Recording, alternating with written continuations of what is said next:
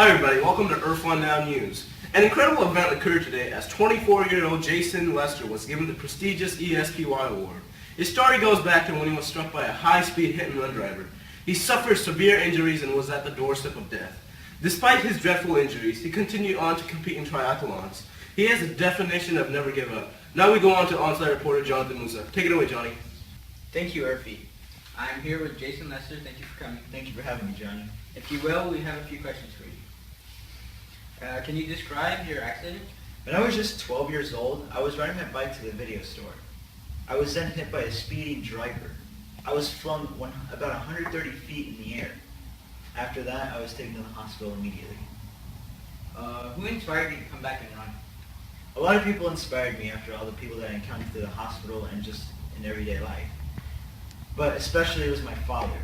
After my father had passed away from the crucial heart attack, I wanted to go back and give him what he gave to me. You also started a foundation. Who was that for? The Never Stop Foundation is about helping disabled kids throughout their lives. It helps them build their confidence and endurance. You wrote a book, and it's called Running on Faith. Running on Faith, yeah. Who is that? What is that about? My book is about helping disabled people and how they can live their dreams. Their disabilities can't stop them, just like how mine didn't stop me from becoming an extreme athlete. How about the race you started, the Transcontinental? Yes. The Transcontinental race is when you run nonstop across the country. I ran for about 3,550 miles across the United States in 72 consecutive days. Wow. It's very hard. How did it feel to be the first disabled person to win the ASPY award? I'm not going to lie. It was very, very amazing. I was the first person to win the athlete with a disability. Thank you for having me, Johnny. All right, back to Irfan. Now we go on to Dr. Benjamin Comes for the autopsy. How do you know? I didn't say. Please take a seat. Thank you. So tell me, doctor, what exactly happened to Jason Lester that evening?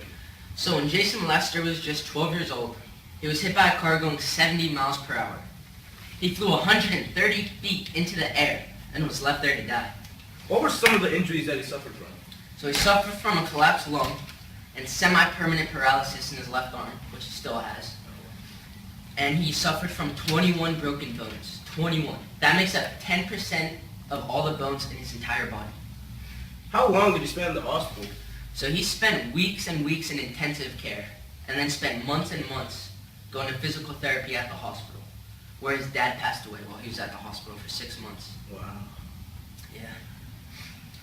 So many of the surgeons and doctors, including myself, thought Jason Lester would never even survive, let alone become a world-class, high-endurance athlete. He's definitely very, very lucky to be alive. Somebody up there is watching after him.